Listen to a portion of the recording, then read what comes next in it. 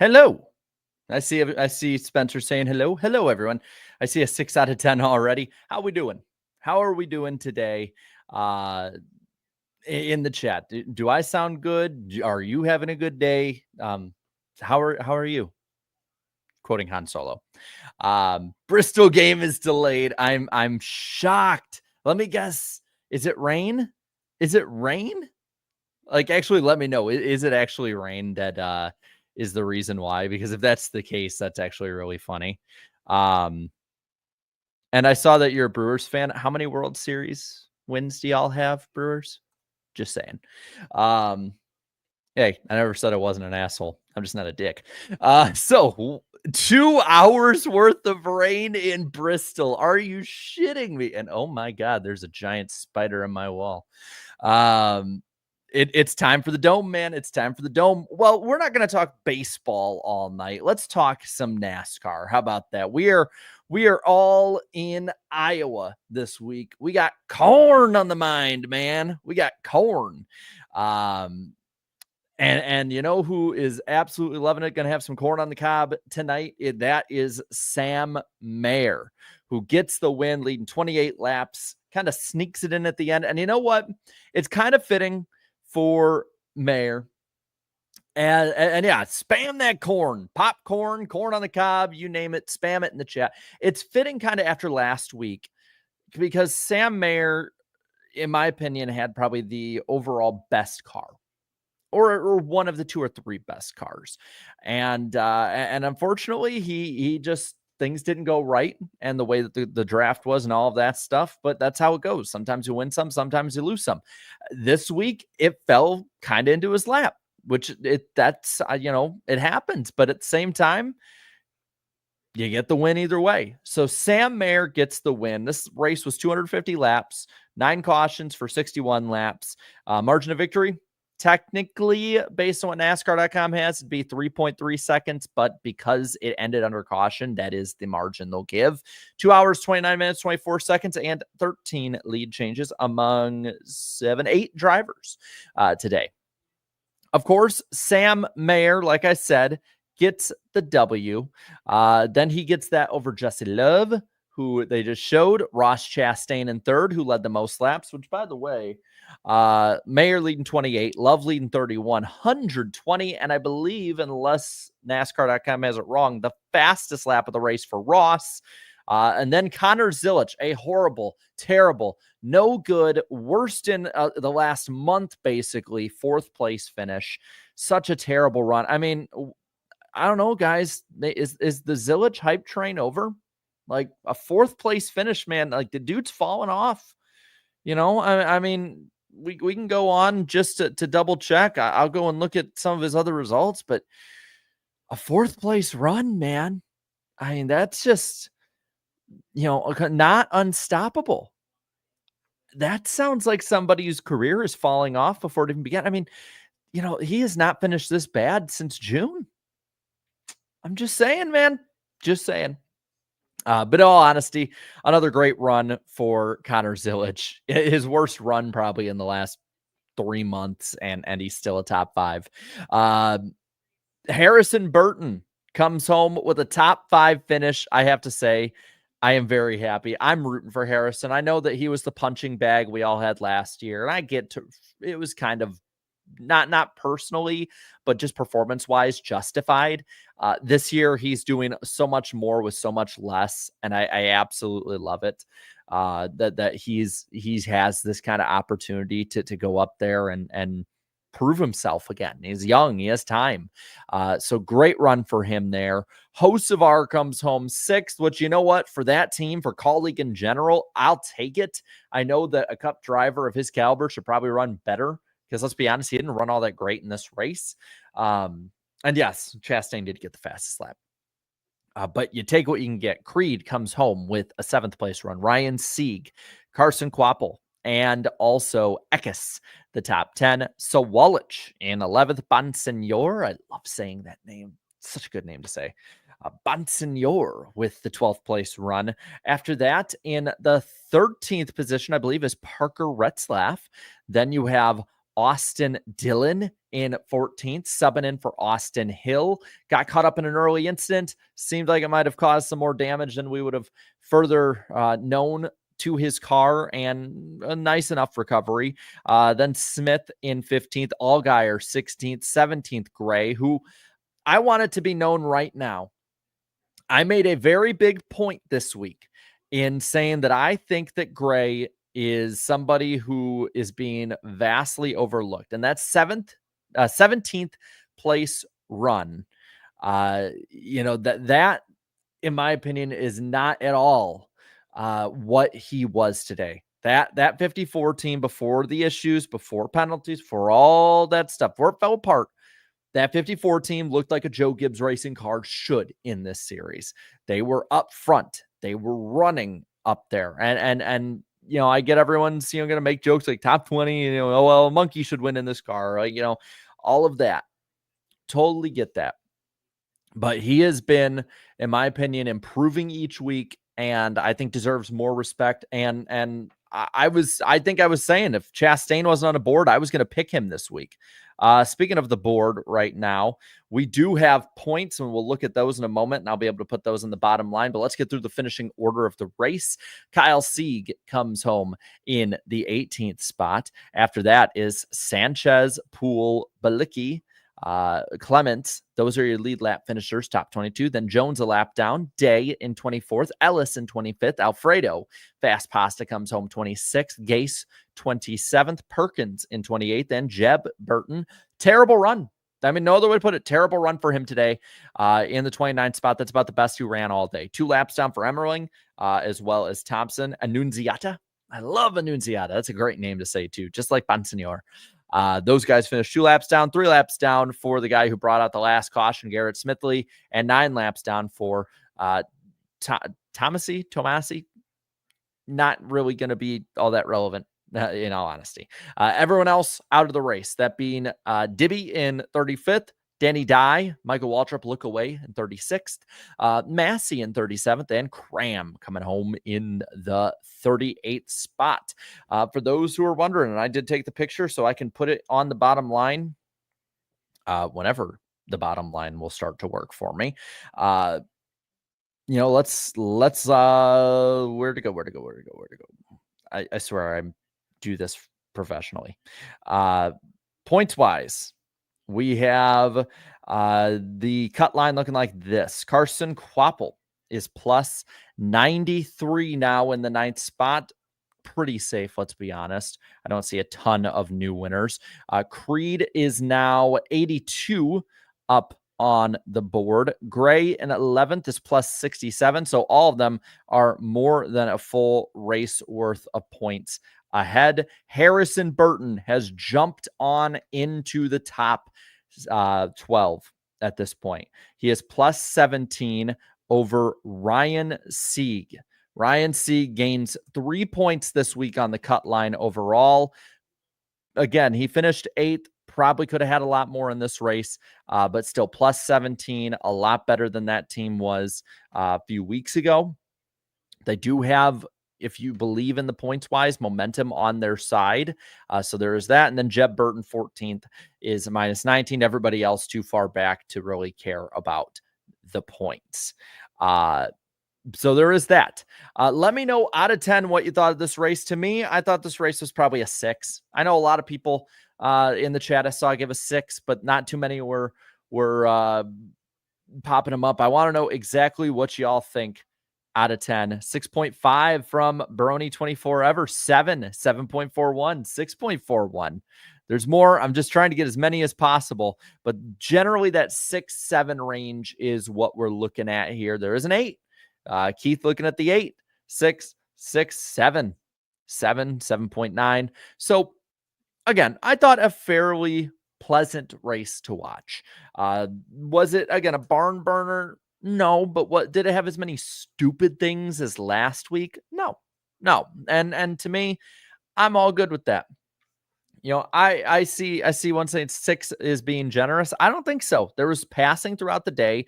People were comers and goers through their own mistakes, yes, but they were able to come up through the pack. You had strategy at different points. You had racing up towards front. You had some dumb things happen, and I'll talk about the no call that turned into a forced call for a caution.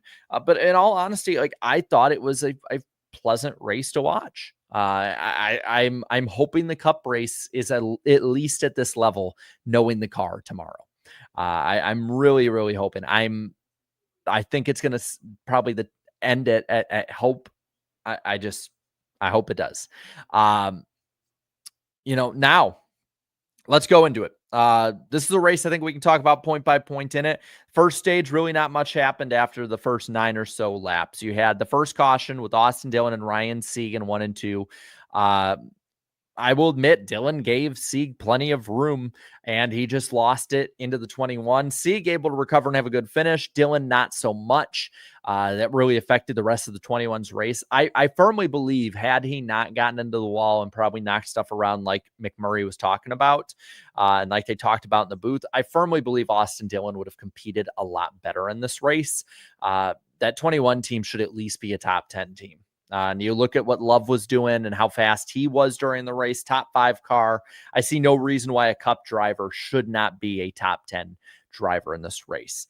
But it was all Zillbillies, man. All the Zillbillies were really happy with that first stage.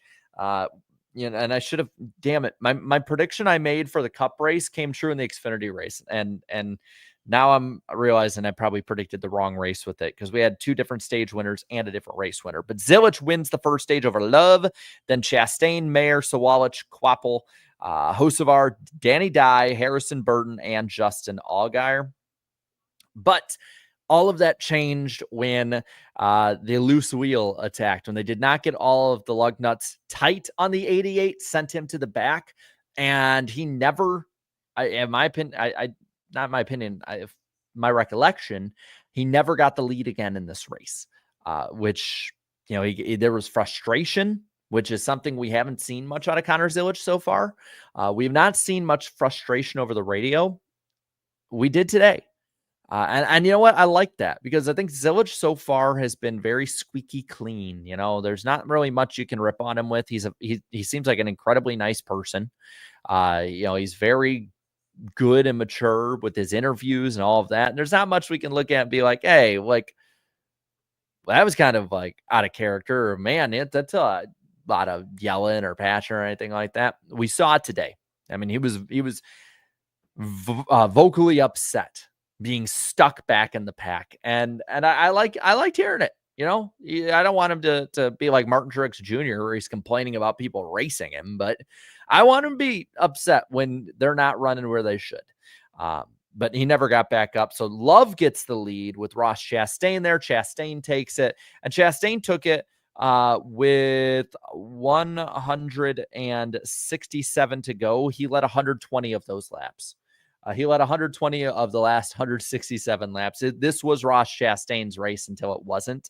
You had different spins through this race too, but Chastain holds off Jones, who was fast in this race too, to win the second stage. Then Gray in third, Mayer, Sawalich, Creed, Love, Burton again, Harrison, that is, Quapple, and Ryan Sieg. And at this point, Brandon Jones wins the race off. He's showing actual pretty good speed today. Gets bopped for speeding as well. The 9, again, goes back to the lead. You did have Corey Day have an issue, too. He got loose underneath Dean Thompson. I personally put that on the 17. I think he's getting better. And I think that he's a lot better than a lot of people were saying early in the year. Maybe not as good as like the next Kyle Larson. We're going to hear that for the next 15 freaking years. The next Kyle Larson. But still, he makes rookie mistakes. He's a rookie. He makes those mistakes. He's going to make those mistakes. Unfortunately, Dean Thompson, the one who gets the negative end of that mistake. With this, there was about 7 or so that elected to get fresh rubber and fuel. If it goes green to the end, they're maybe 5-6 laps short. You know what? For guys that aren't up towards the front and are just going for wins, I like the call. I like it. And they got back going with 106 to go. They got back going with 106 laps left, and it looked like it was going to go green. Sammy Smith, who had done a completely different strategy than either of those main two, he ends up having to pit during this from the 4th position. He had held pretty well, but with 49 to go, Danny Dye's right front goes down. He crushes the wall. I believe something broke, if I'm not mistaken. This was when Gray was speeding under this caution too.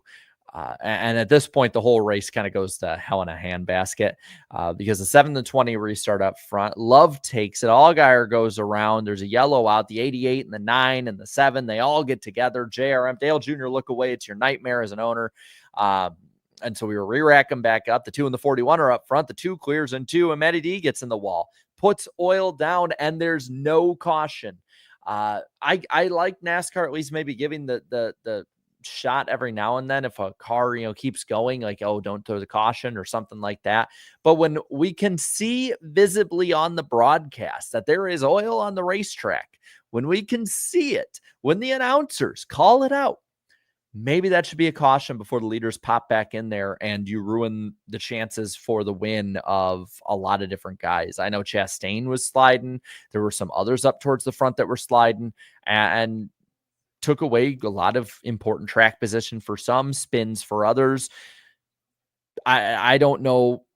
No pancakes for JRM, but no pancakes for NASCAR today, man. That was just not in any way the way I think that should have been called. And it's been the consistently inconsistent level of those calling the race at this point.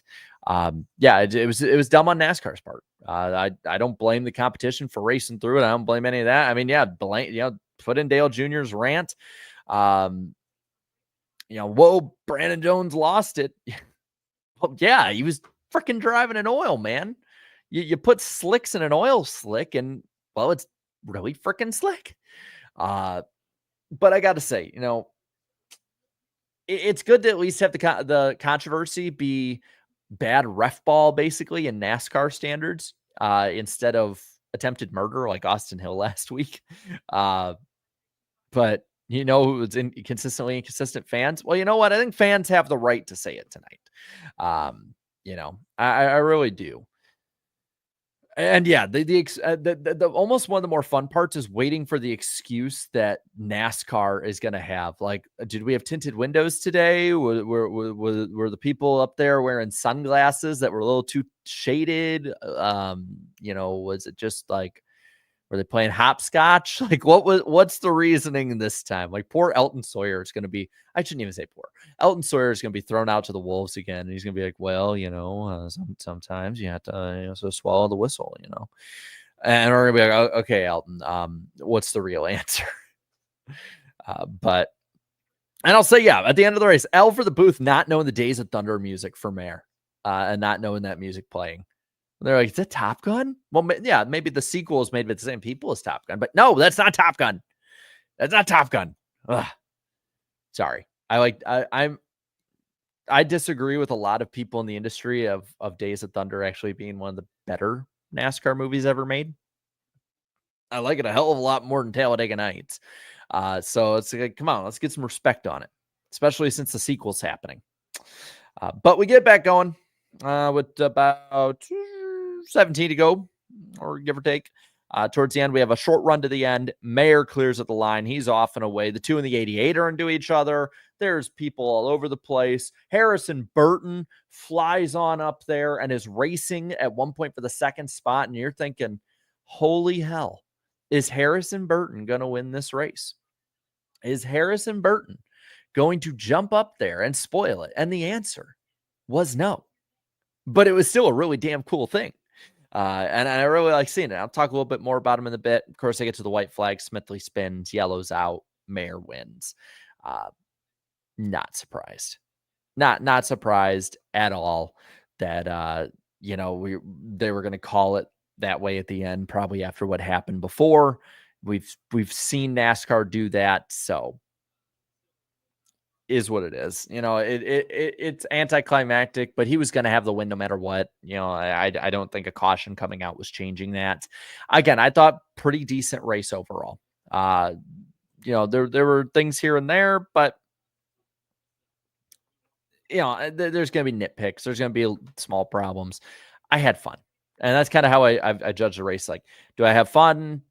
Did I waste my Saturday night, Saturday afternoon, Sunday afternoon, whenever the race is? I don't think I wasted my day watching this race. I thought it was pleasant. I liked the fact there were so many mistakes. We're talking to Zilich and the crew mistakes, and there's other mistakes with speeding that people had, other people making mistakes on restarts. And I think that really shook it up and made it a lot of fun. I got to say, with the Harrison Burton side of things, I love what he's doing so far. And if he still probably isn't going to make the playoffs, just because I think the other two behind him probably have better cars or just better organizations at this point. But I like that he has stuck in there this whole time. There's I think 4 races or so left until they get there. He made it so much further than I think a lot of people were guessing he would have made it. And I think it deserves praise. I do, especially after all of the criticism that he garnered last year. And again, around his performance, guy is a nice guy. But I like being happy to people, or for people. I like being happy for good people, and I'm happy for him. I think he's a good dude, and I think he has drove his ass off this year in a car that, let's be honest, shouldn't be in that position. Shouldn't. So, and yeah. Send it to NASCAR. All right, let's look at the super chats, and then we'll close it on out. This is a bit of a short show, but it's a straightforward, in my opinion, fun race. First one was from Napa Racing Fan 4 saying, blah, my cars are slow. Karma paid a visit to RCR. I hope that was a King of the Hill reference because of the King of the Hill car, which I absolutely love, the King of the Hill cars. Twin Spinner. For the 2, race control committing terrorism like usual. Yeah, not another good day for them. It's another bad day for them. And Real SW, there's oil on the track. There was oil on the track. And I don't know how the hell that wasn't a caution, but is what it is. We move on. We keep going. We will be live tomorrow after the Cup race. We do this after every single race at Truck Xfinity Cup. And then we'll be live Wednesday on my channel for NWP. So it should be a lot of fun leading into NWP 400 week the next week. So very busy for the NWP side of things. Going to be live on a lot of things. Be sure to subscribe if you're not, and view it all. Can't wait to see you there. All right, we'll be live tomorrow. Can't wait to see you then. Enjoy the rest of your Saturday night, and I will catch you then. Till then, later. Bye.